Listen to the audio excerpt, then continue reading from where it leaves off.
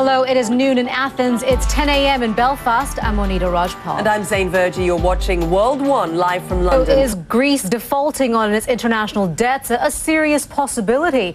Well, the financial markets say it is. The private sector makes loans to Greece by buying government bonds, but only if the price, in other words, the interest rate, is right.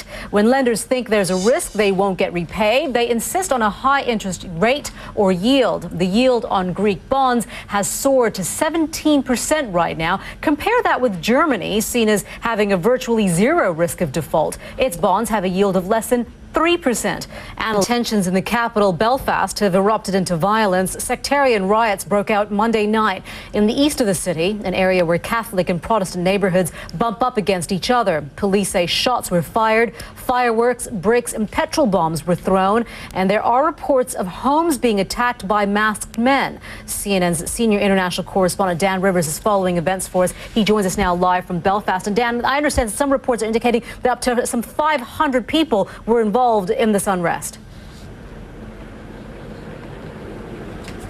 Yeah, that's right. A significant amount of people involved in a major disturbance last night here in the Short Strand area. There are other doubts about Afghanistan's future security. In large parts of the country, law enforcement is difficult at best. Joining us now from Kabul is Nick Payton-Walsh. He's recently returned from the northeastern corner of Afghanistan, where he's been looking at how the end of the NATO mission may affect farmers who cultivate a controversial crop. Nick?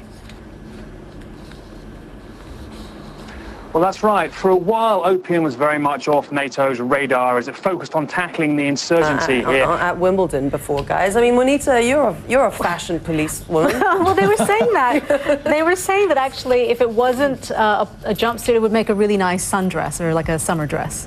But that's a whole other story. Look, I mean, the whole idea of fashion is... She's worn worse stuff. You know what? It gets you noticed, right? You won't forget it. And the whole idea of the gold hot pants, well, I think that was the idea, right? Pedro? She knows she's going to... Look, both sisters like to design their own outfits. Some go right, most of them go wrong. And that's, well, you can say that for a lot of designers, right? Sometimes you pick a few pieces here and there, but hey, they're brave enough to try it, go for it.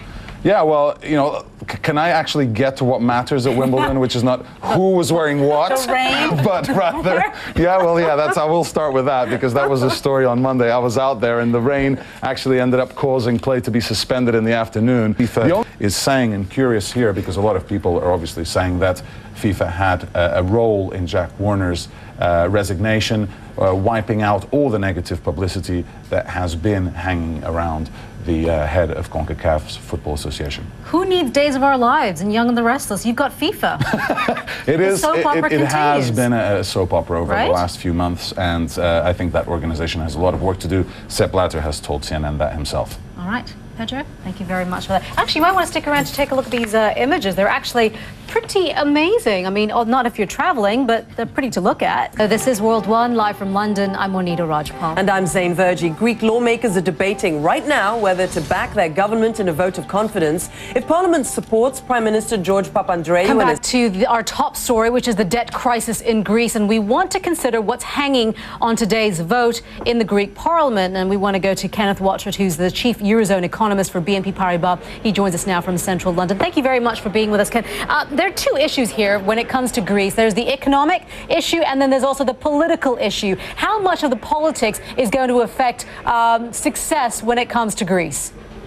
Well, I think the two issues are intrinsically linked. I mean, we're talking about a confidence vote today to confirm whether the government has a mandate to press on with its... Some $70 billion by 2015 in order to pay back its loans. They want to do that, or they're hoping to do that through privatization. That seems to be the only way forward out there. I guess the question is, who could the potential buyers be? Are we looking at foreign investment to help save them? Well, I guess that depends on the specifics of the issues. I mean, depending on the companies which are put forward as part of the program and whether they're considered to be relatively attractive or not. There would be a ripple effect when we were talking about Ireland, Portugal, Iceland, but of course this is even bigger now. Of course, Kenneth Watchford at BNP Paribas, thank you so much. Of eastern China are facing the worst floods on record. At least 175 people have been killed and 1.5 million have had to get out of their homes to head for safer ground.